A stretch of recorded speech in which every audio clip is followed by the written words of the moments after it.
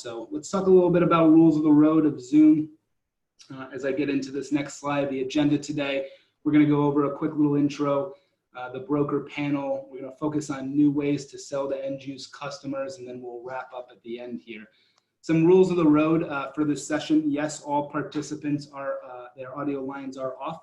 However, in Zoom, if you look at the top of your screen, you do have some functionality that I'll just go over quickly. First off, where you see the panelists, you have three options. You can minimize the panelists if you don't want to see our beautiful faces. You can click on the small active speaker window, which would just show you in large screen the person that's speaking, or you can do all four panelists at once to see our beautiful faces. The other thing to call your attention to is on your Zoom panel, there's two buttons, one for Q&A. There is also a hand raising. I saw Dustin just try that out. Thank you. I'll explain that in a second, but we do have two things at the top. You have Q&A and polls. Q&A is where you're going to launch any questions. So if you have any questions for the panelists, myself, please go ahead. You can do that at any time during the demonstration. I'll try to answer as many of those Q&As as I possibly can. You also have polls. I'll be launching two polls that will pop up on your screen during, and we'd love to hear your feedback. The more interaction, the better. So in terms of Q&A, if somebody has a really great question, and really wants to ask it directly, I'd like to screen the questions first, just for the panelists' sake, but please launch a Q&A, and if you want to put in your Q&A that you would love to ask the question directly, might be opening up some phone lines here in a little bit. So with that, I kick it off and start this presentation. Thanks for all over the 275 people who have attended, registered to attend the webinar. We're quite up there in terms of almost the 200 mark in terms of attendees as well. Real big thank you to TEPA, the Energy Professionals Association, if you don't know, is our group here that represents brokers, suppliers, and vendors in retail energy. They're co-sponsoring, I guess is the best word, to put these on, and we're just very thankful to be the TEPA Affiliate of the Year and put these webinars on for you as attendees in the industry on a weekly basis. Every Thursday, clockwork, 9:30, we're here talking about a new subject in retail energy. Today, I got a great panelist of folks here. These are presidents, three of the largest presidents, well, not large presidents, but large brokerage firms in our industry. And they are Brian Daffner from EnerConnect, Kevin Gooden from Onyx Power and Gas, and Luke McAuliffe from Transparent Energy. Power Matrix, as you guys well know, in our industry is really focused on connecting people through technology to bring trust in retail energy markets. And the concentration on here is people through technology. And what better point in time in our growth as an industry during COVID to really connect over platforms like this. And so it was our mission and duty, we thought, with what we do at Power Matrix to really put on some great webinars. And if you don't know what we do, connecting people is really at the heart of what we do through technology. And that just doesn't mean through our SaaS products, Sparkplug and Propeller. It also means through these meaningful, contributions to our industry in terms of these webinars and making this as a place where we can come, share thoughts, share opinions, etc. Power Matrix, though, is designed specifically for remote workforce. 110 brokers and suppliers who use our software really haven't missed a beat during COVID. They have all the capabilities to communicate with their end use customers through many tools within the system, like digital signature, getting EDI-HU polls and being able to more accurately talk to their customers about their load. And if you're a supplier that's interested in how to gain access to new broker relationships and become best in class at ease of doing business for your third parties, or how you have a connected ecosystem where the billing system speaks to your sales ops and pricing systems, I know our brokers would love you to talk to us so that we can automate more holistically and bring more value to you guys as a brokerage firm. With that, that's the last you'll hear about Power Matrix here. Again, this is a weekly webinar series every Thursday morning at 9:30. Next week, we will be talking a little bit more about how suppliers can better serve their brokers, bringing together some best-in-class technology partners. There's a few more folks that will be speaking that I haven't announced yet. And if you do have topics or ideas and things that you'd love to hear, please send them in. We're open. This is your forum. We really look forward to, again, all the engagement from the audience here. All right, with that, let's kick off the panelist discussion here. Quick introduction, if you wouldn't mind. Let's start with Kevin Gooden. Just tell us a little bit about yourself and your brokerage firm. And let's kick it off as well, Kevin, with the first question, which is telling us a little bit about your brokerage firm and what real tools did Onyx Power and Gas have already in place that allowed your employees to work remotely. Sure. Well, good morning to everybody for starters. And Jason, definitely thanks to you and Power Matrix for inviting Onyx to be part of the discussion today. So we really appreciate that. But yeah, so Onyx has been in existence since 2009. We're licensed in multiple markets, so we actually have a familiarity with several different nuances, if you would, across state lines. In addition to that, we are a company of 14 employees today. We're a nice mix of about a 60-40 mix of salaried employees to 1099 employees.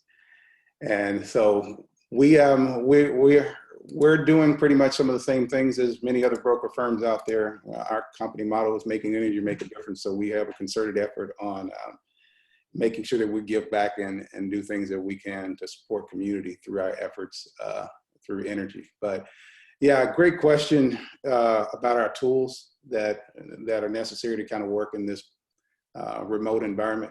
There are many, but there are maybe two that I'll speak to now. One is definitely a CRM tool that tracks our daily activities and manages our workflows. Since 2009, we've been users of Energy Frameworks, or CORE, and obviously today with the merger with Power Matrix, we're in talks about transitioning to the Power Matrix platform. So the CRM is definitely critical for reasons that we all know about. Again, like I said, whether it's managing activity or whether it's interfacing with customers or digitally getting documents signed or what have you. So it's definitely probably one of the biggest tools that we use day in and day out to work in order to be successful in working remotely. Another tool that we utilize, a little bit more lighthearted, but it's definitely important from a communications aspect, is Microsoft Teams. With the exception of the first 2 years of Onyx being in business, our employees have always worked from a home environment.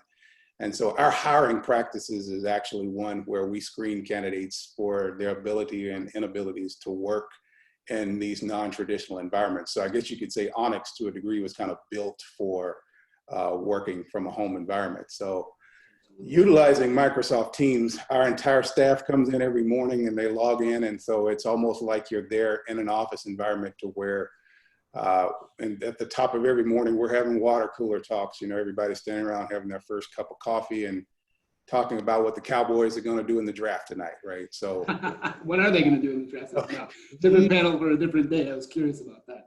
Yeah, so we really utilize that tool heavily because it not only does it allow us a channel to communicate, but it also creates a forum by which we can ask questions throughout our day. We can strategize. I also love it as a manager because we can do on-the-spot video conferencing or video chatting as we need to do right now, where we can get in touch with our employee base relatively quickly. And then also, it's great because many of our team members will share their accomplishments, so we keep one another encouraged through utilizing that tool. So the CRM and Microsoft Teams are two tools that I feel are really key to us working remotely.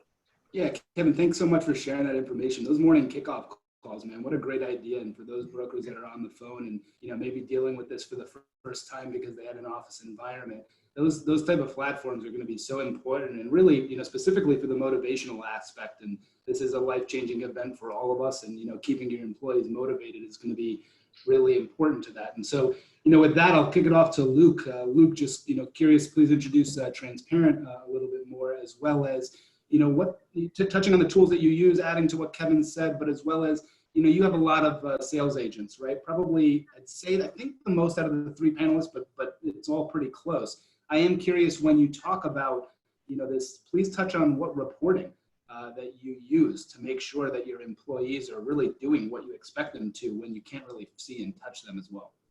And I'm going to unmute you real quick.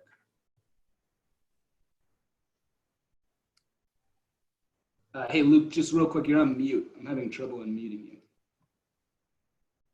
You're on mute. Unmute yourself. Is that better? Perfect.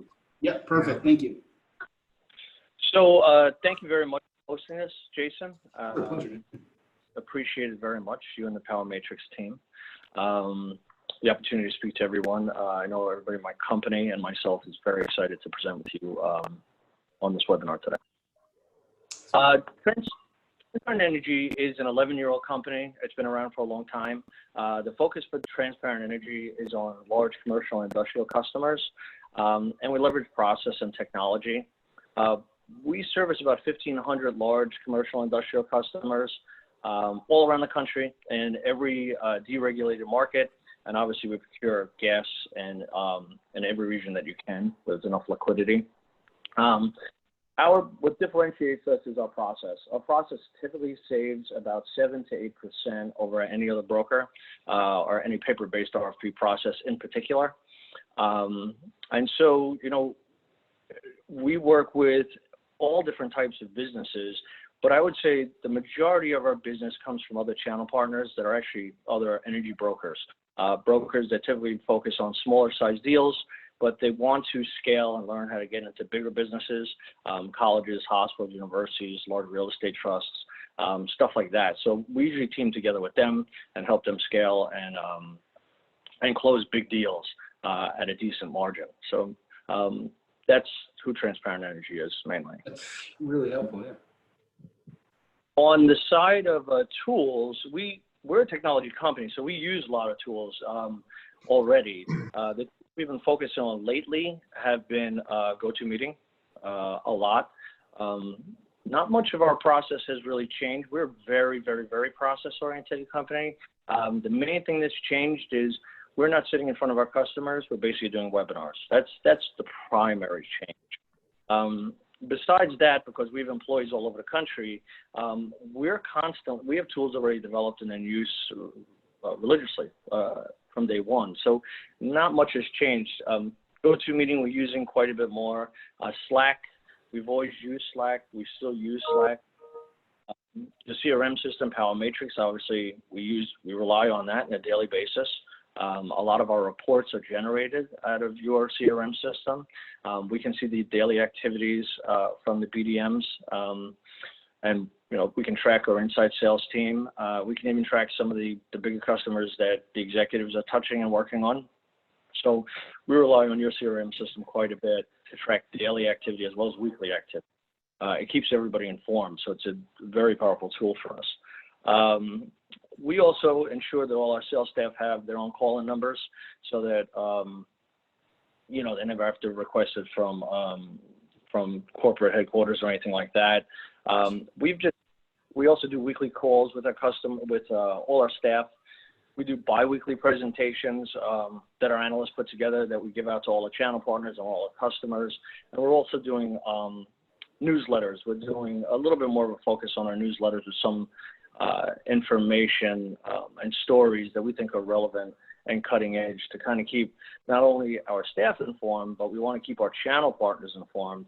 And then finally, obviously our customers informed as well. So a lot of different types of tools we use, but most of them we've already had in place. And the focus lately has just been a little bit more on the face-to-face interaction with webinars because change is a little hard for people, and it takes a little while. You got to get used to being able to speak on the camera and being confident and interested. Right. Yeah, and we're still working on that as we speak, right? This is part of the process that we're doing right now. A couple of things to touch on that you said, just to make sure the audience understands too. Slack, for all those that don't know, Slack is another option to Microsoft Teams. If you're already paying for Microsoft 365, you'll have access to Teams. I love what you mentioned around having everybody have their own call-in number. If you're going to do a Zoom subscription, or if you're going to do a GoToWebinar, is what you mentioned, Luke, I do believe it is important. I think that I've done that in the past where people share, and it's very tough. It's like then there's a coordination and a calendar. It's like better if everybody has their own. So love that recommendation as well. And as far as the reporting, I tend to agree with you too. Being able to see and manage kind of the activity that's going on from your channel partners and really understanding that is going to be huge, especially now that we don't have, you can't see somebody working as closely as you did before, even with that 40-60 split Kevin was talking about with office people versus not. So huge to see from a reporting standpoint. And with that, 10 minutes in, I'd love to introduce Brian Daffner. Brian is president of EnerConnect. We'd love to hear a little bit more about EnerConnect as well as what tools you're using and what you're using as well. Yeah, thanks. Appreciate it. Thanks for hosting, Jason. So EnerConnect is comprised of the management team all came from World Energy, which was bought about 5 years ago by, or I guess longer than that, by Internoc. And so we decided to form our own company, develop, with the help of Energy Frameworks, develop our own platform. And we're a full service consulting advisory firm. We help companies, Fortune 500 all the way down to nail salons and small churches, help manage and reduce energy costs across North America. In Mexico as well. We did one of the first deals down in Mexico in December of 2017. So that's an area of expansion for us as well, although it has its own challenges. We place a heavy emphasis on technology and process. We've got like I mentioned, we got a platform that enables customers to use different methodologies to procure the energy. At the end of the day, we strive to give our customers the best pricing in the market and give our suppliers valuable data and input as well. So all of our founders have over 22 plus years experience in the deregulated industry. So we've been here for a while. As far as your question as it relates to how we've changed here in the new environment, we were using free Uber conference, I think is what it was called before. Yep. And what we found with that is that as demand started picking up, it was getting really choppy in terms of the quality of the call. So we recently transitioned over to Zoom, which I think a lot of folks have done here recently, from what I've read. So it seems to be working pretty well, as we're using that here today. So the video conferencing and those capabilities seem to work pretty well. And really just kind of it's the same thing these other guys have mentioned. The CRM, like Kevin mentioned, is always important. From a reporting standpoint, I think on the sales side of things, obviously pipeline reports are important to see what everybody's doing and kind of gauge when potential customers are expiring and the size, and you can kind of manage the deal flow moving forward. Then we also have an internal operations report that basically from our operations team that shows us what deals are currently in the queue and what's scheduled, what RFQs are scheduled for the week. And so I think those two reports are the two most important things we look at today. Super appreciated. And thanks to all the panelists. Thanks for all the attendees too, who are putting questions and putting chat and engaging with us. We'll definitely try to do a better job muting and unmuting as we change panelists here.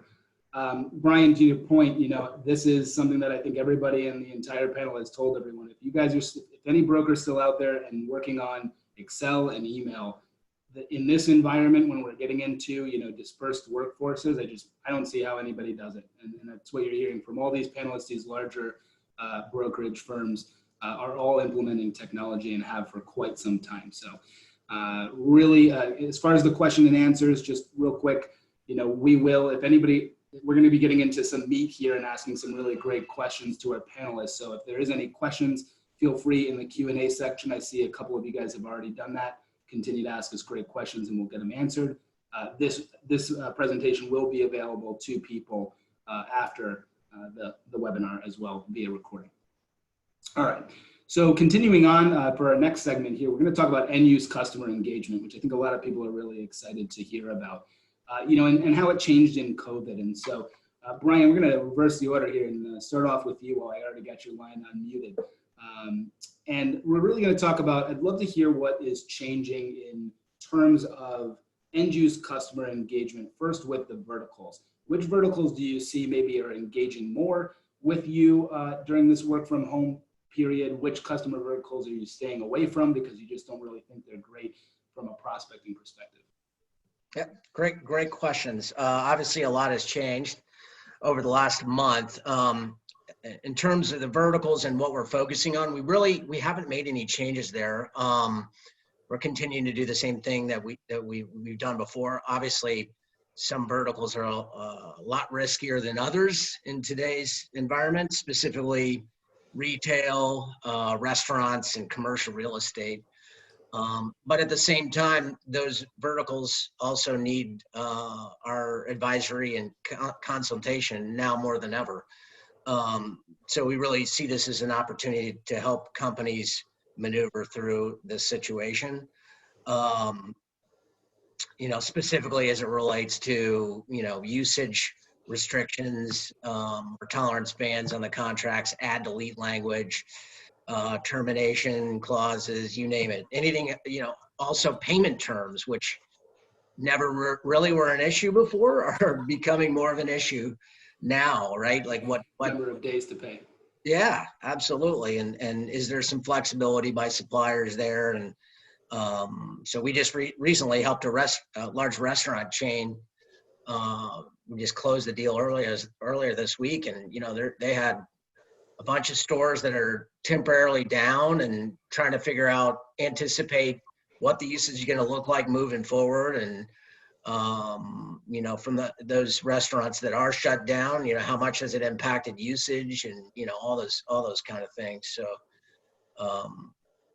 So yeah, I would say again that really our focus hasn't changed as far as verticals is concerned, but the messaging certainly has, and there's a lot of companies that are struggling to get by, and energy is one area that you can actually cut costs in most cases, based upon where we are in the market.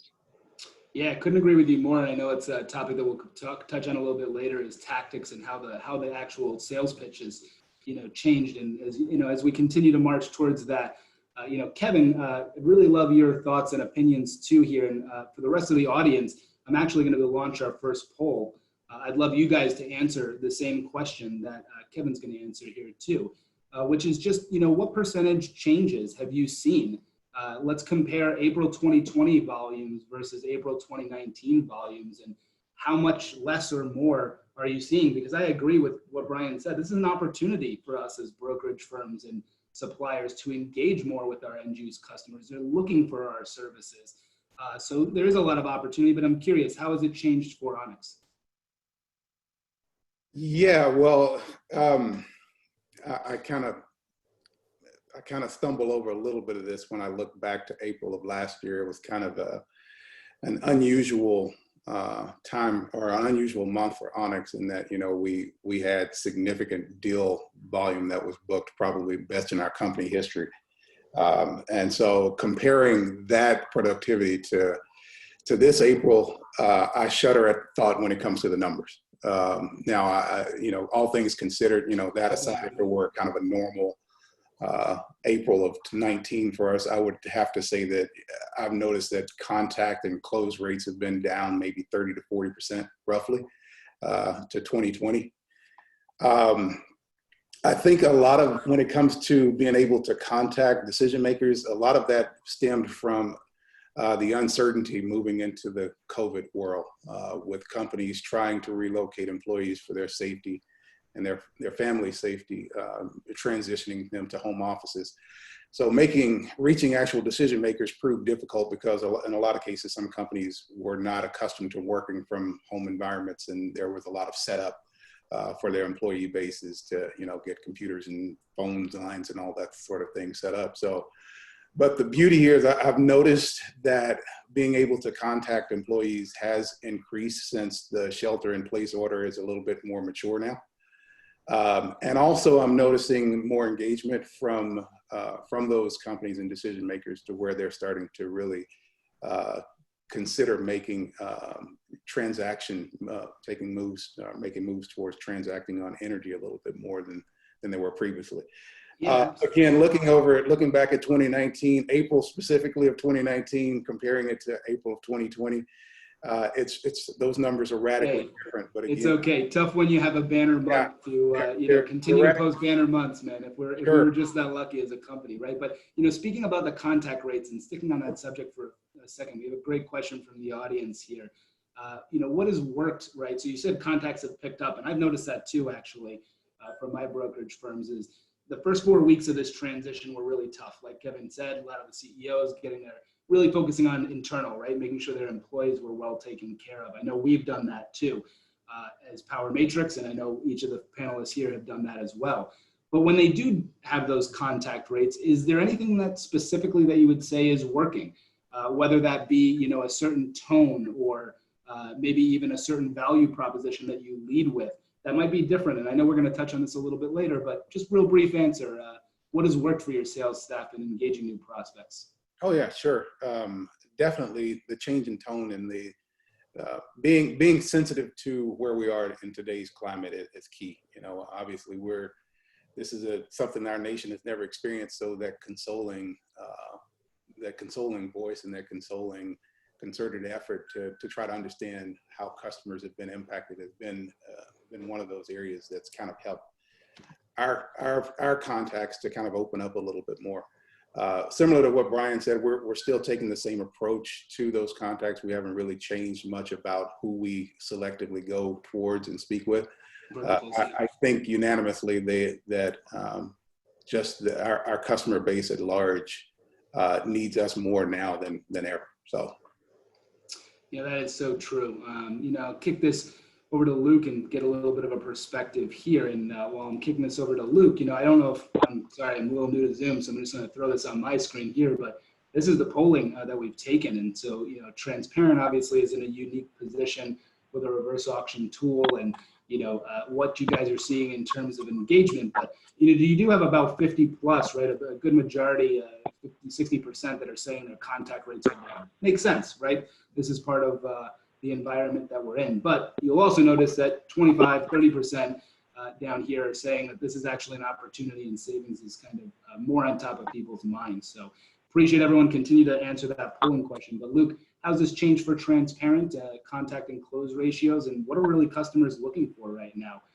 Different products, different services, what are they looking for? So can I also just add in a little thought and a couple of questions you asked the previous panelists? Please, absolutely, man, absolutely. Okay, great. So, just very quickly on the verticals we're targeting. For us, the only way we were impacted was at the end of Q1, the last 3 weeks as this came on, a few deals got pushed to, but we're seeing unprecedented growth in the large commercial industrial space. I mean, we're flat out. We can't do we have to hire more people. That's our problem right now. Our pricing team is flat out. Our sales team, our pipeline is chock full. And when I say chock full, I'm not kidding around. I mean, we can't do auctions for 2 weeks. We have so many deals in the pipeline. So our Q1 was the best Q1 we ever had. On the onset, it got pushed back into Q2, and things are going great. Why? Because we have a lot of customers out there, and we have to keep them informed. So on the ones that are doing the worst are our real estate investment trusts, our colleges. Obviously nobody's there, but that doesn't mean they don't need a lot of attention. They need to be informed, and they need to take advantage of the buying opportunity that's in front of them. So to answer your question about changing different product types, yes, we're reaching out to all our customers, existing customers. A lot of new customers are coming in. And when we look at what they're doing, we're adjusting the way the contracts are kind of going forward. Because some of the terms and conditions, especially in the swing and the material adverse change clause language, we're adjusting that for them. And with our process, we typically can get that type of stuff for no premium whatsoever. We've been branched out in Virginia. We've been doing a lot of different deals in Virginia. We've definitely been targeting the regulated states for electricity. We're doing a lot more natural gas in those regions. So as far as everything's going right now, it's going great. Markets are at historic lows. So, all our large energy users are saving substantial revenue, and we're having more competitive pricing than we've ever seen before. So it's kind of been incredible. What else are we doing here? As far as our, sorry, go ahead. No, please. I was just going to mention that, just to make sure the audience heard that well, is that sounds like a lot of, yes, there's this big pipeline and things are obviously new opportunities are coming in all the time, but there is a lot of focus and, really reaching out to all of your current customer base and seeing how it's impacting them, also informing them that there's huge opportunity in any economic downturn. So it sounds like that's a little bit of what Transparent's doing as well, and focusing on that current customer base to make sure they're aware of this opportunity. And that should be ring true to all of our attendees on the phone as well. Wanted to call attention to that, but please continue. Great information you're sharing. Yeah, no problem. So it's actually a really exciting time for us. We actually have partnered, with some other broker firms who are regional firms. We're actually acquiring them, and we've been helping to scale their book of business. And they've been around in some of these territories for quite some time. And they have access to these large customers, but they never had the process or kind of the technology to really close those deals. So, for us, we close 99% of our deals that for pricing. We have a 93% closing ratio. And for qualified meetings, we close 3 out of 4, 75%. So, with these acquisitions and these smaller companies that we've been working with and helping scale in partnership, we're looking to hire people, and we're looking to hire people that are that have been in the industry for some time and who really want to take a very buttoned up professional approach to energy procurement. And there's just no shortage. We see our projections for Q2 now, Q3 are off the charts. The one thing we do see, and I don't want to go, I'll stop talking now, is, we've done some models and we see potentially in receivables a 30% reduction in receivables, because a lot of customers are obviously using less energy, but that's another question for later on, I assume. No, and again, it's actually good, helpful transition. We do have a couple of rolling questions in here from our audience. Really appreciate the engagement. Keep them coming, audience. I'm going to close the first poll. We've gotten some great feedback here, and as you've really heard, there's a lot of brokerage firms that are seeing this as an opportunity, and it's actually more deal flow, more contact rate than they've had in the past. So even though that, yes, some firms are struggling, there's a lot of firms out there that are taking advantage of it as well. So really, really good disbursement there. The other thing that I wanted to make sure that I did, I'll share results. That's pretty cool. What a cool feature. So now I'm sharing all the results with all of the attendees from that poll as well. What I did on the slide here is we're getting a couple of questions here of our leading questions. So next we are going to talk about partner broker risks and also then new ways to sell and really getting into that piece. But Luke, just to put you on the spot here and ask you one more question from the audience, our dear friend who you know very well, Alejandro, asked about, can you touch upon the retention rate of existing customers during COVID-19, and how do you really focus on those customers and ensure you maintain them? I'm sorry, what was that question to me? Yeah, I'm going to throw it off to you if you don't mind, which is just, can you touch upon the retention rate of existing customers? So when you do reach out to existing customers, what's the retention rate look like? Is it higher or lower than normal? You said you maintain, what percentage of customers does Transparent retain contract to contract? We have a 93% customer retention rate, but it's part of our process. We're extremely process-oriented company. Everything we do is process-oriented. And, for our existing customers, that's why when you asked a question about moving away from verticals, if you're targeting different verticals, for new business, yes, but we have so many customers that, the ones that we manage, we're reaching out to them and alerting them to the buying opportunity.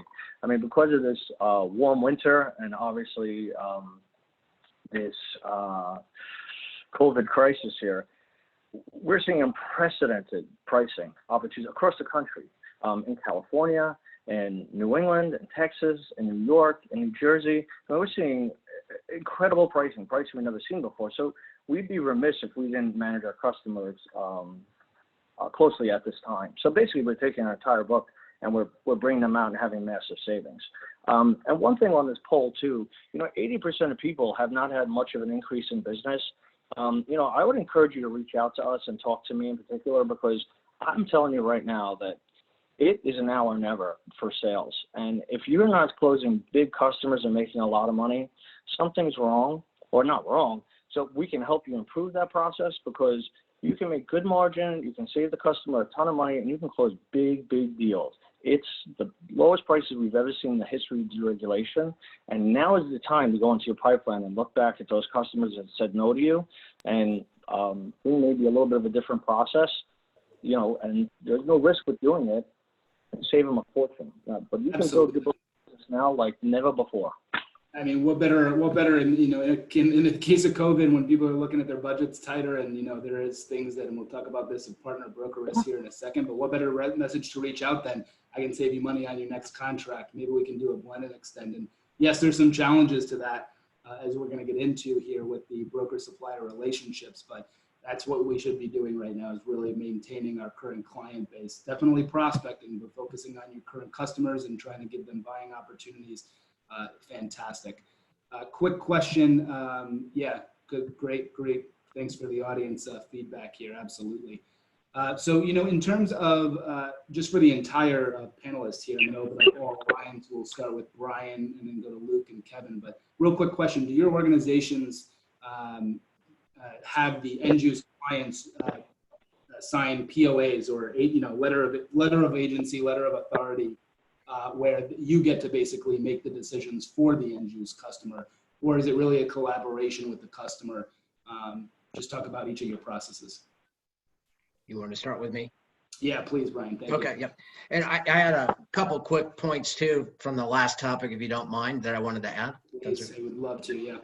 So you had asked about the customers and the different products and different terms that they're might be looking for in this environment. And so kind of gets back to that vertical question. It's a little bit different in terms of their needs based upon what they do. So getting back to like retail, restaurants, and commercial real estate, and a lot of those companies, even though there's backwardation in the market and there's incentive to go longer term, a lot of those companies are taking a short-term contracts until all of this uncertainty related to usage rolls over. So for instance, that customer I just mentioned, the restaurant chain, they did a 12-month contract. They want to kind of wait and see how things are going and then reassess. And then we've also had a few customers that want to look at index-based prices, which sounds crazy in such a low price environment.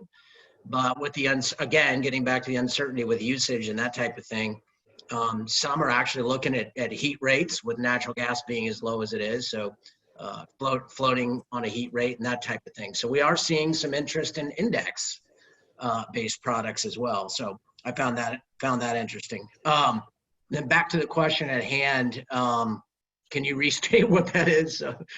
It's all good. And this is just a quick question for each of the panelists. And thanks so much, Brian, for sharing those. And if there's any other thoughts, I'd love you to share them as well. But the question was, does how different brokerage firms take different approaches with end use customers? Some will have them, I'm going to be your broker, I'm your energy expert. Yeah. You're going to give me authority to sign any contract on your behalf, managing the load, right? Patriot is a great example, I believe. I shouldn't really speak to their process, but I believe they do that. Does Interconnect do that? We do. So there's different levels, right? There's the power of attorney that you mentioned, and that I know Patriot has done in the past, where you actually have signing authority on behalf of the customer, legal authority to sign, and that works in aggregations and things like that. So we typically don't do that. We've looked at that, but we prefer to have a letter of exclusivity in an ideal world. That basically, especially if we're running a reverse auction or something of that nature, we actually require that to make sure that everyone knows, the suppliers all know that we're working exclusively with that customer. So, but there are situations where, if you move further down the food chain, and when you're talking about churches or small businesses where, they're being inundated with calls and brokers, and they don't want to sign an extra document, and it's an extra step that can muddy the process. So in some cases, we'll just go with an LOA and hope for the best. And it can get messy out there, as all of these guys can attest to. I mean, you may have situations where you're up against other brokers, or they're getting some bids on their own. And again, we would prefer to have a clean process, and we typically are able to get that exclusivity, but there are situations where, it's not necessarily clean, and there's just, you don't want to take that extra step of getting that extra document signed. Absolutely. Luke, any comment to that at all? Does TE do, LOAs, LOEs, or POAs, letters of agency? But what's the question? I'm sorry. What is transparent? So I'm asking this question to every panelist. Do you guys do letter, like is your end use customer giving you authority to sign on their behalf, or are you just getting letters of exclusivity? Sure. Sure, the power of attorney stuff. I mean, yeah, for the most part, we don't do that.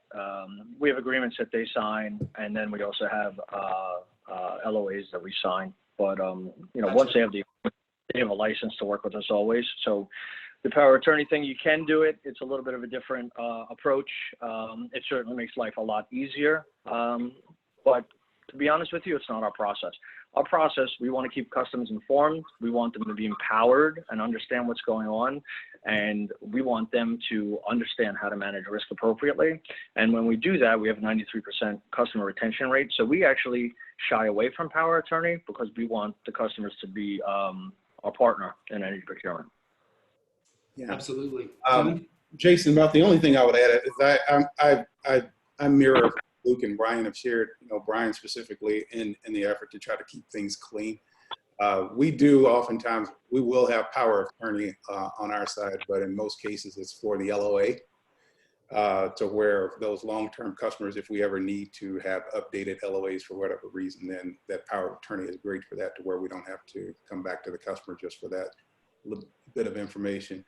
The LOE is, as well, we don't typically sign off on LOEs on a power of attorney because we obviously want to make sure that our customers know what they're signing in that regard when they do give us exclusive representation to their account. So yeah, and anything that keeps the process clean and can kind of keep our broker industry, if you would, out of that gray area that could, potentially be questioned from an ethical standpoint.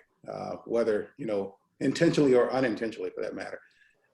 Onyx, it's not our practice to kind of, work from power of attorneys with the exception of LOAs. Really do appreciate that explanation from all the panelists here. That's a really helpful explanation for all those that are on the phone of the differences and what each individual group does. Luke, direct question for you here, and it is curious based on what you said about the lowest prices, in history. What a great buying opportunity. One of the attendees is very interested in understanding what areas of the country are you talking about, and because what they're experiencing is in the Northeast, is that capacity risk premiums right now are outrageous, which makes sense. And if you saw our webinar last week, we really did go over how capacity is affecting suppliers and why on the bill right now. So it would make sense to me as a guy who used to work for suppliers that capacity risk premiums are outrageous. But in your experience, where are those areas of pricing that are at historic lows? What areas of the country? Well, all regions across the board. How you procure capacity in different markets varies. In New York, it's completely different.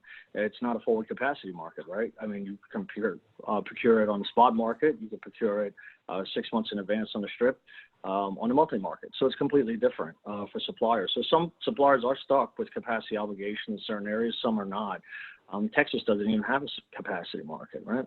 So it's interesting, but at the end of the day, what's nice about us is we have 150 different suppliers that we deal with throughout the country, and they're all the cream of the crop. There are no, fly-by-night companies whatsoever.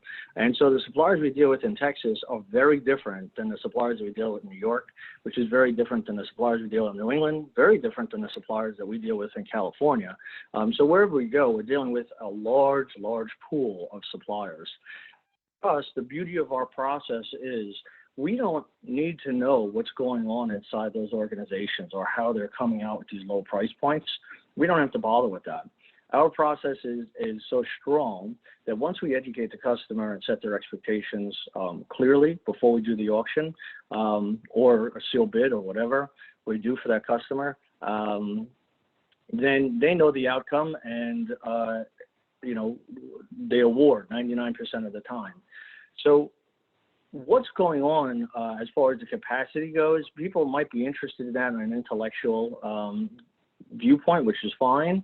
But I can tell you that if it's a large customer for large commercial industrial, which is all we really deal with, we don't deal with small customers.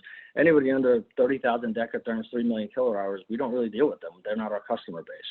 So they would have more capacity issues. But the bigger guys, I can tell you right now, with the suppliers that we deal with, they're coming out with rock bottom prices, and they're coming out with contracts that are tight, and they're very, very low. How they're doing it internally, I don't know. And I'm not concerned. I just know that not only are the prices coming out of historic lows across all industries, but multiple suppliers are doing this. We're not seeing a supplier with like an outlier that's just, beating everybody because they have some sort of advantageous position. We're seeing price points that are very, very close to each other from 4 or 5 suppliers per region. So we sit on a very interesting perch, and we do a lot of deals. We probably do about 5 different large commercial industrial a week. And what we're seeing is unprecedented low pricing. Why on the capacity side? It's a good intellectual exercise, but. Yeah, no, at this point, maybe not data to say, but I do, to repeat a little bit of that answer, which is just that, it might not be geographic, obviously areas are taken into account, but size of customer might be, the big piece of this, right? Matrix contracts are going to have huge capacity premiums just because nobody knows what that's going to be. But the larger users, maybe they're going to have lower cap tags, and the suppliers are really taking that into account. So for those brokers that don't understand, the demand destruction type of products that are out there, it might be a good time to really, kick in and learn those too. So, yeah. With that, I would love to kind of move over to the next topic. I know we're going to run short on time here with partner and broker risk, and I think a lot of our folks are going to be really interested in this. Kevin, Brian, I'll unmute your lines. Was there anything you wanted to add to the last section, or okay to move on to the next one? I was just going to add really quick, although we're not at lows right now, we actually experienced lows in most of the markets about a month ago, and it's been trending up a little bit for the last 3 or 4 weeks. However, to Luke's point, we are near all-time lows in most markets, except for ERCOT, which, interestingly enough, usage has actually increased 8 to 12% over the last month in ERCOT, which is bizarre to me. And so prices have increased on the shorter term, but there's a whole host of, issues here that are not in the rest of the, not experienced in the rest of the country. One last thing to add to that too is some suppliers are now also adding what we think is a premium to pricing based on the risk of the customer, right? So it's not just the actual commodity risk, it's the customer risk. And so pricing in certain verticals has increased slightly based on what we feel is risk premium. And that would be like in the building management associations, the building pieces, and also restaurants, things like that, right? So correct. Right. Yeah, absolutely. Luke? Jason, can I hear? Yeah, I'll let you, please go ahead, Luke, and then we'll get to Kevin. Yep. Sorry, yeah. The one thing I want to say about ERCOT, which I agree with everything Brian said, especially on the short term. On the long-term contracts that we're seeing for ERCOT, for 3-4 year deals, we've never seen pricing like that. It's incredibly low. I mean, unprecedented low. Our large energy users in ERCOT are trying to go along because they've never seen pricing like that ever before, across the board in ERCOT. So it is a competitive market down there and exciting for longer term contracts, which isn't for everybody, but the larger customers, with the budget certainty and the type of savings that we're seeing, it's all long term. As a matter of fact, it's to the point right now where we're pretty much telling our sales staff and training them that no matter what you do, you're going to have a savings over your previous contract. And in ERCOT, if you go long term, you'll have the cheapest price you've ever had for multiple years. So it's a wild time out there right now. Really helpful. Kevin, please, any comments on that? Yeah, sure. I only wanted to add maybe something that's more tactical to the participant's question than anything else. But one thing that we believe in doing, obviously, is staying as close in sync with our suppliers as possible. And I say in sync for a number of reasons, but specifically to the question, oftentimes you can call your suppliers and ask them questions about, simple questions as far as where are you winning the majority of your business, and what are your sweet spots as far as it relates to the customer profile types, and suppliers will let you know, obviously, if they're winning the majority of their business throughout the Northeast, whether it's Ohio, Illinois, what have you, or they will tell you as well that they're seeing, they're winning a lot of deals that are, 1,000 megawatt hours to 2,000 megawatt hours within ERCOT, customer profile type. So I would just encourage all of the, the broker community at large to lean on your supplier base to ask those questions of the supplier, what they notice best that they're winning the majority of their deals, not just from their direct sales team, but through the broker channel, through that third-party channel as well. And so you gain a lot of visibility and insight by asking that question, and then you can actually strategically go out and align yourself with those customer profile types. Absolutely. I couldn't agree more. And, definitely some great information from our panelists on which type of verticals and where they're seeing wins and et cetera on the end use customer engagement. And really to address the elephant in the room here, I do turn to this next question where I am going to launch a new poll here as well. So I'm going to start off with you, Kevin, and then kind of work through the different panelists. But, we are going to, unfortunately, I know this 1099 versus W-2 split is an important topic, but just in interest of time here, I know everyone really wants to figure out, what are you seeing happening in the marketplace from suppliers? Are you worried about certain suppliers going out of business? And then the poll question, and what I'd like you guys to answer is, what different types of things are you seeing suppliers do now with COVID? Anything from commission payment structures changing to dropping customers back to the utility to changing products. What are you seeing? And attendees, please feel free to mark any of these that you're seeing. Multiple choice answers here for this Sure. poll. So please, Kevin, sir. Sure. As far as worry, Jason, I don't necessarily worry about suppliers going out of business as much, but I do pay attention to supplier behaviors that might be indicative of, their futures. And those behavioral changes range from, things that I've seen over the last week, from commission structures changing.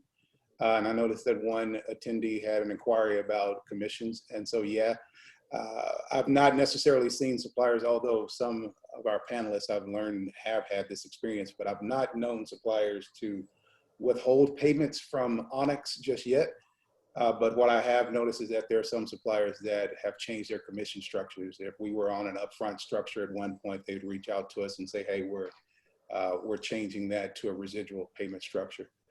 Also, right kind of on the back heels of that, I have noticed that some suppliers have reached out. Only one in particular has reached out to us to actually amend our broker agreement to where they were not necessarily truing up against usage prior.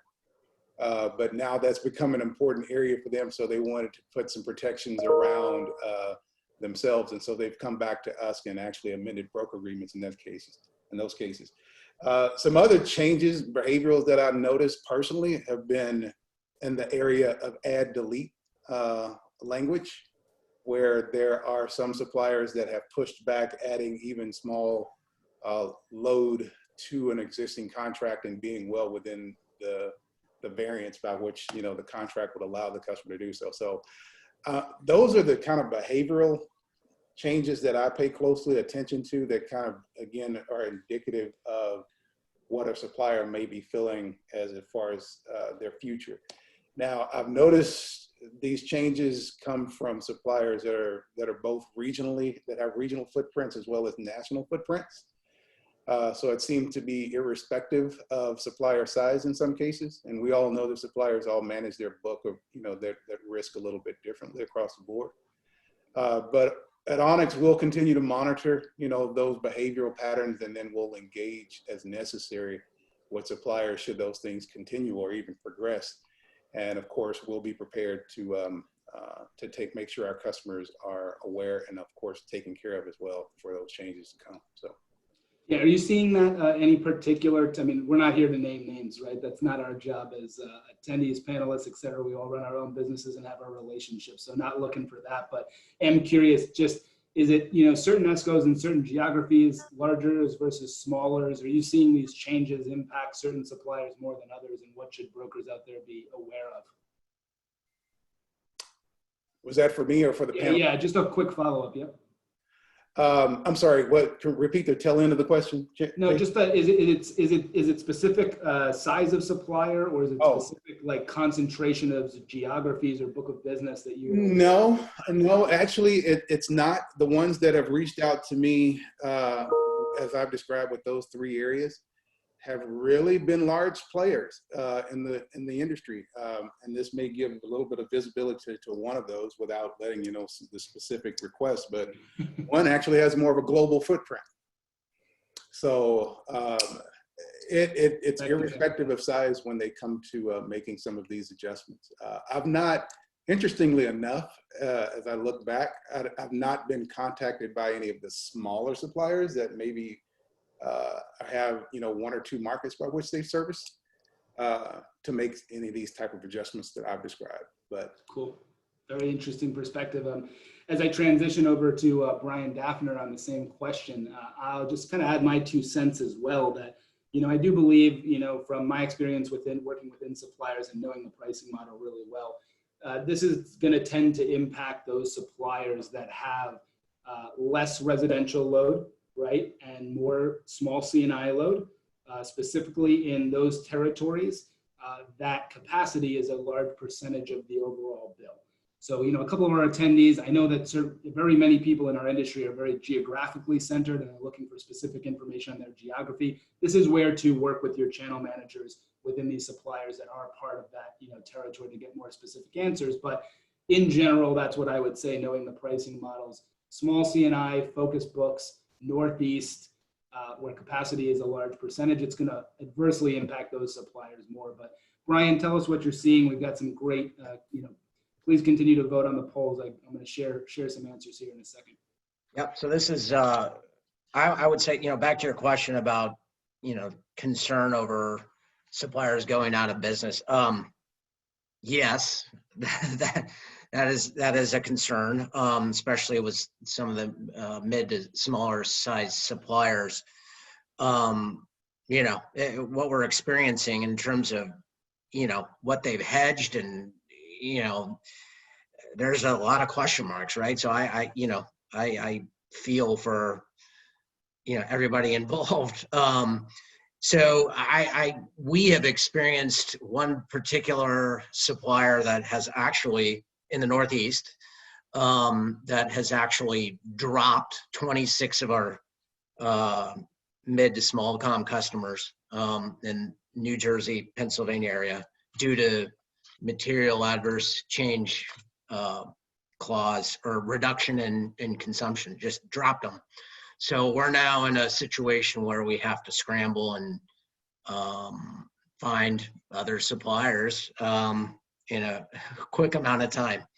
It's working out okay. It's just, not a situation you want to be in. So, and then of course there's a sensitivity around customers not paying bills, right? So everything's a mess. Not everybody is in the office. And so, a lot of invoices are being sent to offices. Who knows if they're getting them? Are the customers paying? I mean, we're going to start seeing this in April in terms of our commissions. We're going to start seeing, if customers are paying or not. We are getting some notices from suppliers of what customers aren't paying and asking for our help. So we are doing that. So, yeah, lots of questions, and it's a very sensitive thing right now.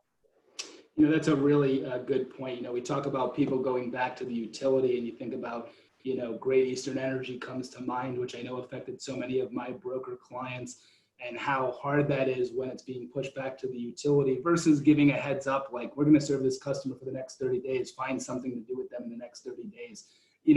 So if I'm sitting in your shoes and a supplier did that to me, again, not to name names, but tell me what does Interconnect do? Like, do you message out to all your employees, no more business with this person? How long does that enact for, like that negative, obviously, feeling with that relationship? Yeah. So in this particular case, they didn't drop them immediately. So it was a 30-day window. And so we are blessed in the sense that prices are actually lower. So we're able to find a solution that's actually more beneficial in most cases for some of these customers. So as far as a hard, fast rule not to work with any particular suppliers, we don't establish anything like that. However, we are not adding any new customers to that supplier at the moment. I don't think they're taking any at this time anyway, but it just gets back to, now more than ever, you have to take a look at, the financial viability of, and we always do, right? But the financial viability of the suppliers and you want to make sure your customers are with the right supplier, with the right contract.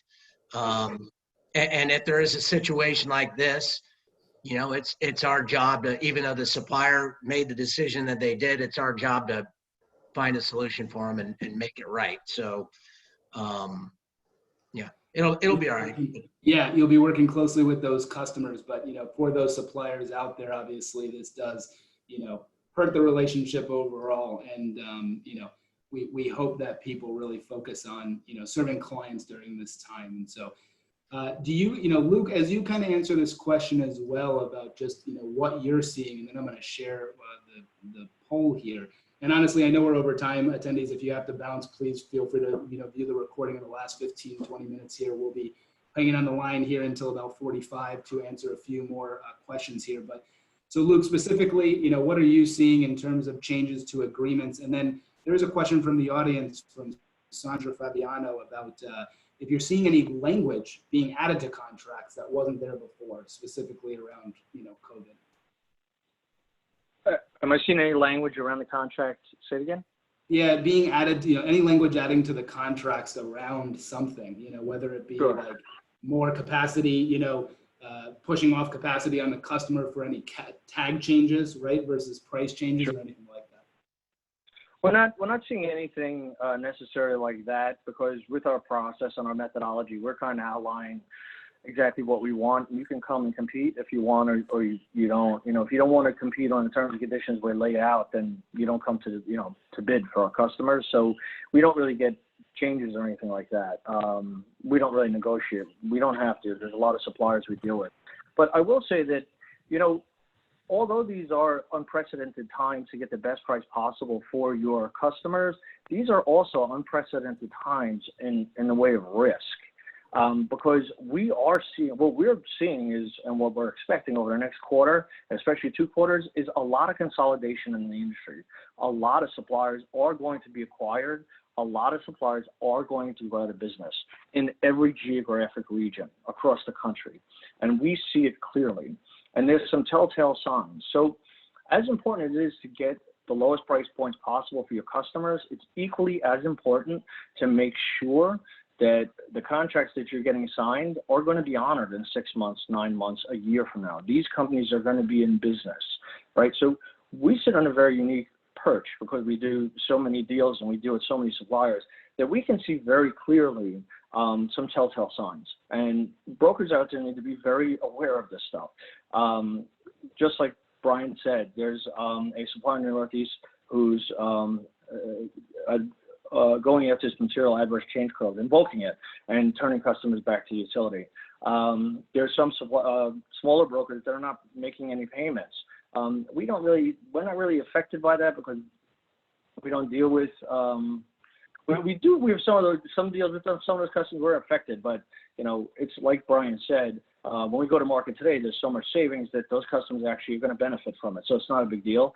But on the larger customers and with our channel partners that are doing deals, it's very important to know the suppliers out there that are the cream of the crop, that do have strong balance sheets, that are going to be around. So we've been making the rounds, we've been examining balance sheets, we've been making sure that when we go to market, that our customers are being signed up with very good suppliers. And for the most part, a lot of them that we deal with are fine. We're not too concerned.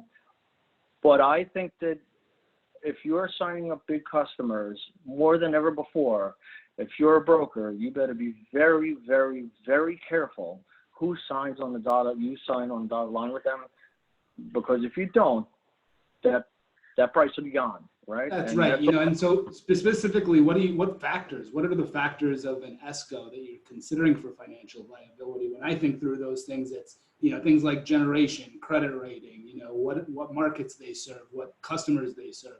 What would be your top two important factors that you would consider for financial liability? And this is a live audience question, so thank you for whoever sent that. Well, it's not, you can see, so we know all the executives in all these companies. We deal with them all the time. We meet them 2-3 times a year. We meet with their staff. We train them on our process because they need to know what we're doing, and they know how we transact and do business, which is very, very different than pretty much everybody else.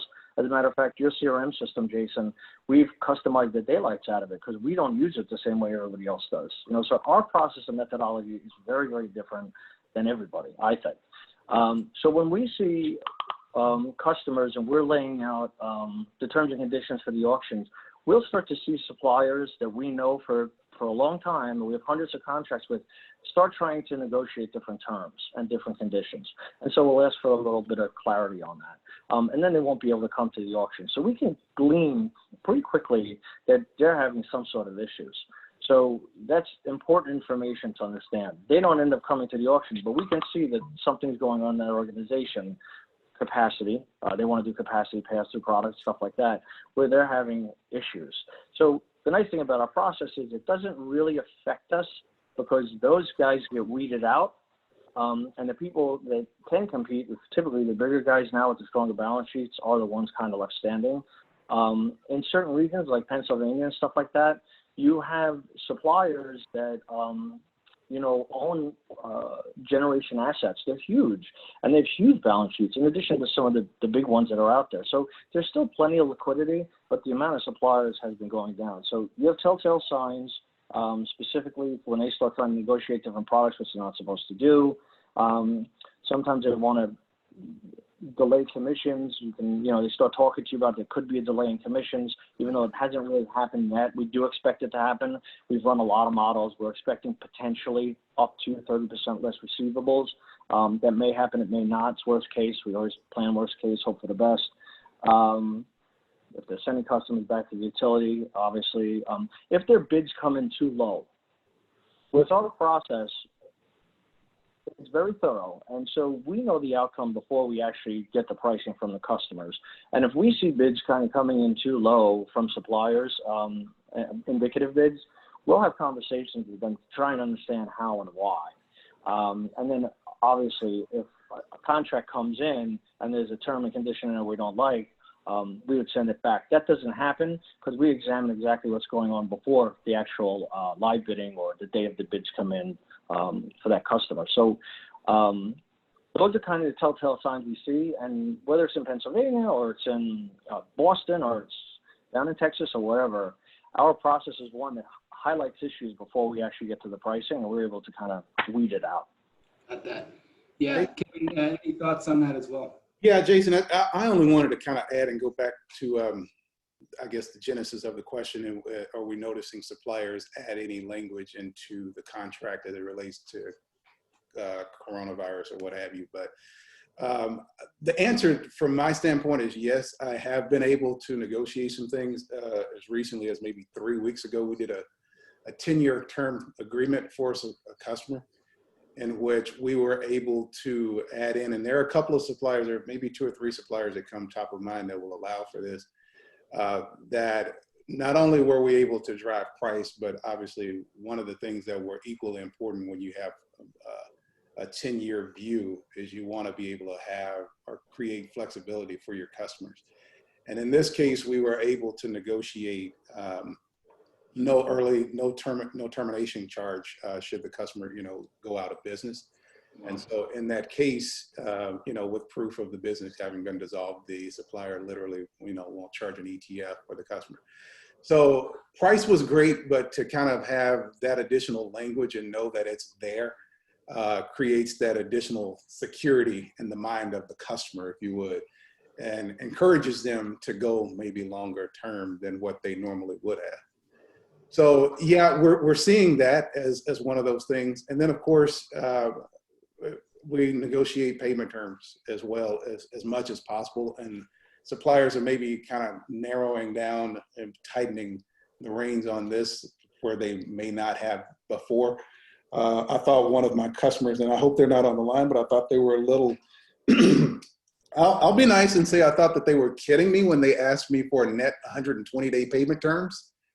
They literally told me we get our bill in January and we don't want to pay it until April.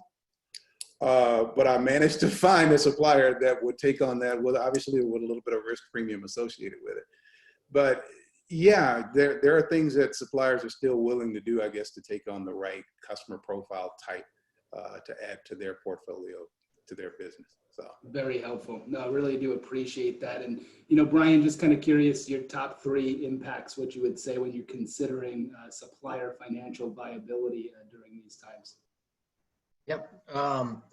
So I wanted to add a little bit onto what Luke said earlier, and because this is obviously financial viability of suppliers it's always important, but even more so in an environment like today.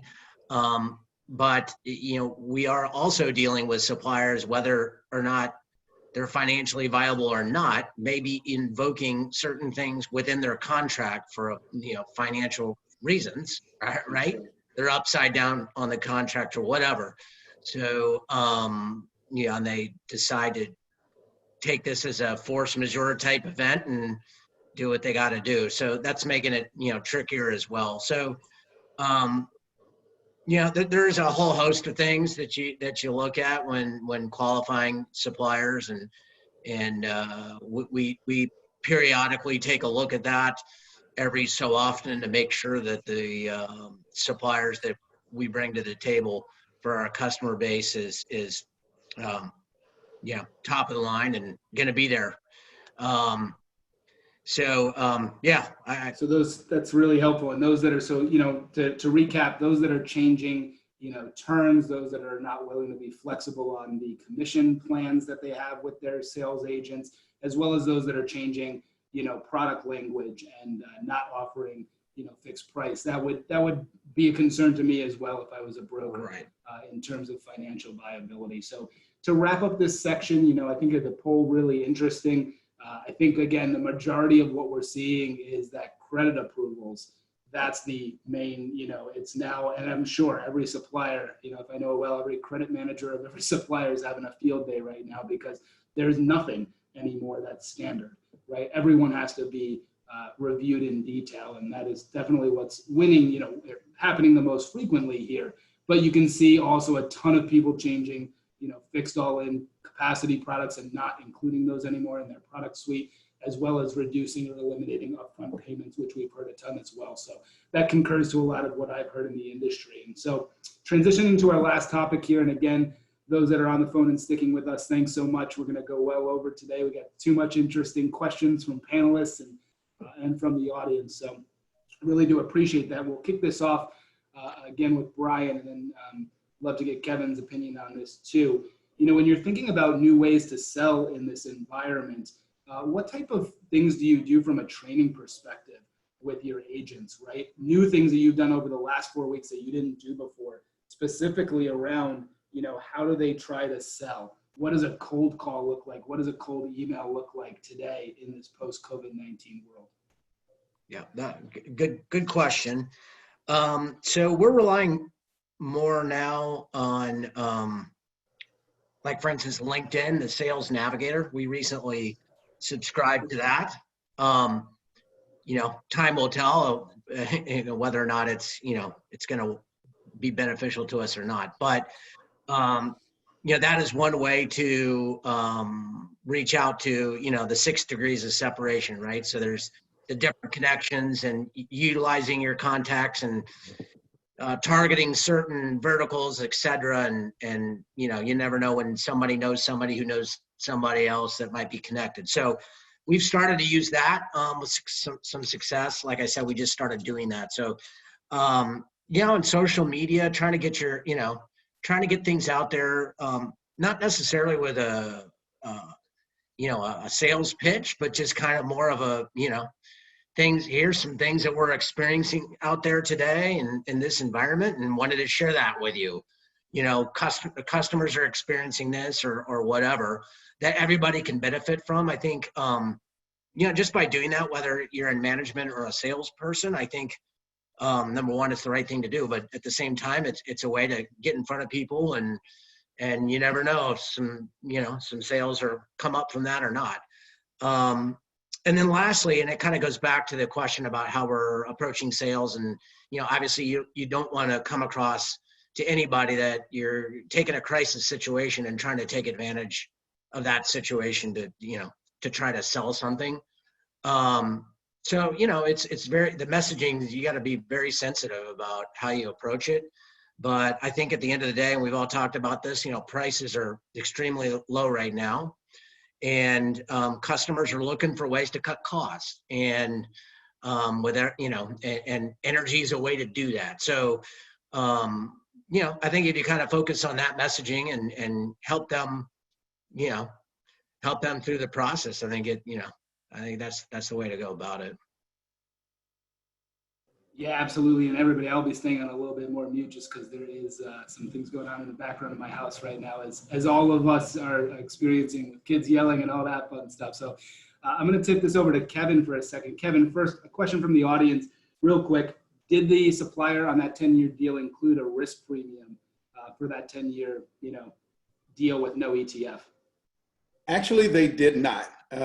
Surprisingly, we were able to Master negotiator over there. Yeah, we were able to get them to not include that, but some of that was standard too, because up to 6,000 megawatts with this specific supplier. Gotcha. Right. They That's I'll put your phone number so that person can contact you directly after this. Yeah, it was probably one of the nicer flows that we transaction wise that we've had in quite some time. It was fun, but kind of piggybacking on the question, if I may, you know, what changes, you know, are we doing, you know, with our agents as far as selling? Yeah, training, please. We follow a client-centered selling model, if you would, and it kind of comes back from our Xerox heritage, if you would, where literally every word, you know, that comes out of our mouths has the client's best interest in mind, and their business goals and objectives. So we kind of sell with that thought in mind, but definitely being more consultative in our approach, it easily lends itself to where we can adjust the tone and the tenor of our selling style, I guess you would, with our would-be audience. So that's been helpful. The other thing is, you know, we're not as pushy. I think Brian said it best. We don't want to, no matter whether we're communicating through email form or if we're posting an article or what have you, we don't want to seem like we're taking advantage of the situation for a financial benefit or financial gain. So there's a lot of sensitivities that we've adjusted, whether it's in verbal communications when we interface with our clients, or even in writing, like I said, whether we're doing something on social media or what have you. We try to take that always into consideration. So, but I feel really that the role of sales professionals today, whether in our industry or not, there are some changes that will inevitably have to be made in order to truly stay in sync with your customers' interests and their goals. So I think that we'll all be able to make those adjustments, and Onyx is no different. So we're definitely working hard at that over here every day. So. It's still the trial and error at this point in understanding what messages work. I hope the audience realizes that we're all still new, and a lot of what our panelists at the supplier side last week said as well is that we're smart enough to know what we need to be looking at and know what we want to be, you know, doing in this new environment. But it's 4 weeks in, and I think it's going to continue to really evolve and change. And you know, I know Onyx is going to keep that at heart, which is customer first mentality. Sure. So. I'll tell you one final thing as a quick ad that's Yeah, been please. on our side as well. In addition to, our selling style and strategy approach. I would encourage, the broker community to just, reach out to your customer base and not have any sales objectives in mind when you call the customer. Just call them and just check in and say, hey, I just want to see how you guys are doing. How have you been impacted? How are you and your family, kind of thing. It may sound a little uncanny, but I did that with one of our larger retail clients, and they were so incredibly appreciative to receive a phone call that they didn't have to feel any pressures of making a decision on. It was just a call and check in type of thing. So I think that will go a long way if you make a concerted effort to reach out to your client base with no sales objectives in mind. And then a lot of times you'll find that they will open up more where there may be opportunities to actually sell. And then of course, it's up to you as the energy consultant, whether to take advantage of that opportunity or not. Even in those cases where I've been presented an opportunity to sell, I would sometimes say, look, that's not really the purpose of my call. If that's something that's of interest, we can definitely schedule time. We can talk more about it. It's so funny you mentioned that. I actually have the same experience with brokers that come to me to do a demo of Sparkplug, where I'm saying, hey, in this case, all I'm doing is providing information. Sure. And another thing a lot of folks are doing in this COVID pandemic, and Luke would love to transition and get your opinion of what Transparent's doing, in the wake of COVID in terms of training and what your agents are saying to end use customers. But I would say, from my standpoint, I see this as an opportunity, like Kevin said, to get in touch, to provide maybe something for free as well. I've seen a lot of brokerage firms, across LinkedIn and other social platforms really saying, and with decent marketing, of we're here to help you, right? We'll do a free analysis. We'll talk about your demand. We'll get your usage, et cetera. And that's what we do anyway. So sometimes it's just cleverly changing out what you do and offering and making your messaging appropriate for these times. So with that being said, Luke, what's Transparent doing differently in the wake of COVID?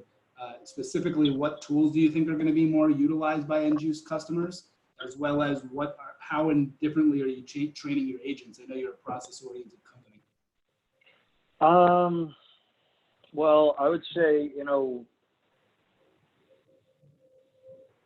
a lot of things have, we've adjusted in some ways, but the new sales strategies, our new sales strategies are tried and true.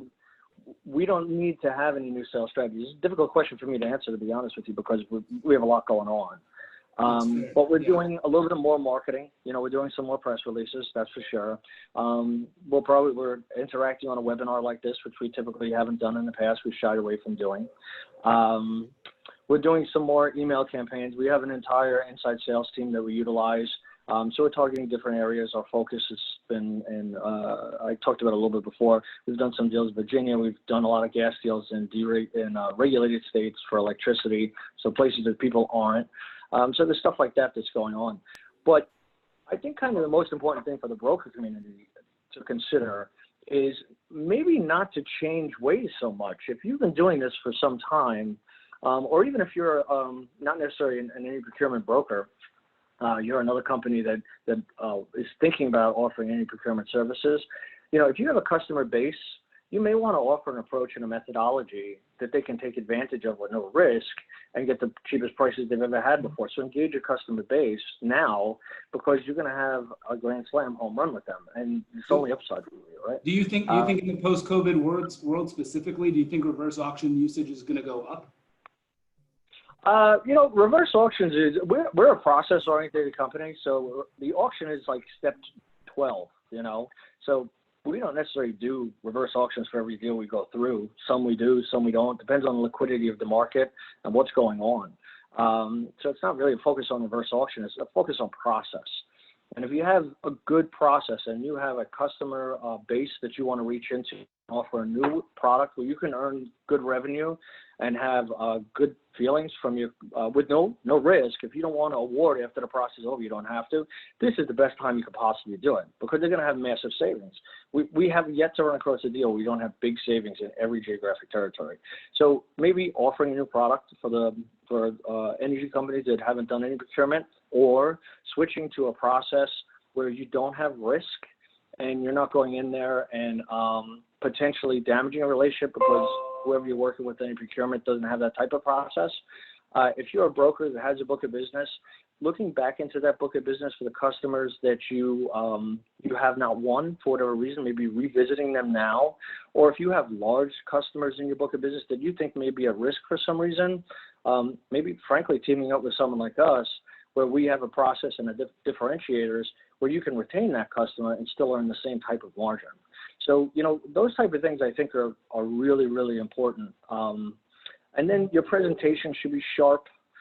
You should outsource. If you're doing webinars, they should always be in person, in my opinion, where people can see you and interact with you. You should outsource the webinar to someone else so that you can focus on your presentation, and be prepared. And if people are struggling, 80% of people in the poll said that they're, either not doing as much business or business as usual. Start targeting big customers. And maybe frankly team up with someone like us, because we know how to close them and we will make a differentiator and you will close bigger business. You can make this the best Q2 or Q3 ever in your business by closing 2 or 3 large scale deals. And it's the best time we've ever seen in the history of the regulation to do it. Why not give it a try if you're struggling right now? Yeah, gotcha. No, really good point for those that are having lower usage. And so I'm going to close with Brian. Brian, please mention anything that you feel that EnterConneX is doing specifically, and just knowing that EnterConneX is a full service offering suite of products and services to end use customers. Anything specifically you want to talk about, like demand side or load control technologies that you think are going to be a little bit more, post-COVID centric products that EnterConneX tries to push, meaning changing the tactics and the approach that your sales folks use to talk with end use customers? That's a good question, but not an easy one to answer because, every customer is a little bit different.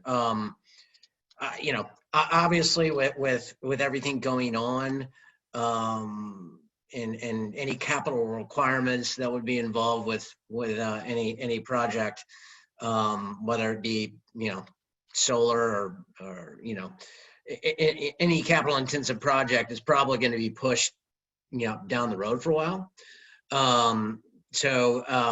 Each customer has different needs, and what they wanted 2 months ago might be different now with everything going on. So I think, what everybody's saying here, you got to, focus on, what their customer is dealing with and listen to what they're saying and try to tailor something towards what they need. So sustainability obviously is on the top of a lot of customers' lists in terms of, that whole sustainable, the push these days. DR, that's always, at the top of the list. Efficiency, a lot of customers have already done efficiency projects. There's still some things you can do, but a lot of that has already been done. So, I would say sustainability is at the top of the list, and with everything going on right now, that's going to, a lot of that's going to be pushed back. Yeah, I tend to agree. Capital, that's what I've been hearing a lot, is capital intensive processes are definitely struggling in these times, right? And with that, I do see a lot of attendees starting to drop off because, hey, Jason Beck's the most longest winded talker in the industry, and I got 3 presidents and professionals that have just given you a ton of great information and shared a lot of what's going on with their internal companies. So I'll close this webinar with just the fact that, wrapping this up, I think you've heard from all of the broker panelists that it is incredibly important to have process, to have CRMs, to have interactions with your agents and your end-use customers on a consistent basis. We've talked about the broker partner risks that are out there, as well as new ways to sell to those end-use customers and different technologies that you're using. Huge thank you to Kevin Gooden, Luke McAuliffe, and Brian Daffner for their participation here. And, for Sparkplug, as we continue on our journey of providing brokers with better tools, we've started to offer free things too, just like we're suggesting you offer free things to your end-use customers in these times. That's what's attracting people. PowerMatrix is still getting a ton of demos due to our offers of offering free EDI and HU and digital signature to help people in this time talk to their customers and do more transactions that aren't face-to-face. And so with that, I just, again, want to call the attention to webinars are very popular. Amperon is going to have, those are interested in load reduction and what's going on percentage-wise in each of the different geographical areas in terms of what the load, like ERCOT published a study, but Amperon is a load forecasting company for suppliers. They're hosting a webinar that we're helping push next Thursday at 2 p.m. We'll be running our session in the morning as well, so we encourage you to join up for those. And I will be following up with a recording of today's webinar for all the attendees and registrants. So with that, we sincerely thank you for your time. Kevin, Luke, really, Brian, unmuting all you guys. Happy farewell. Thank you very much for all of the great insight. Thank you. Thank you, guys. Thanks. Thank you for having us. Anytime. Bye-bye. Talk to you guys soon. Bye.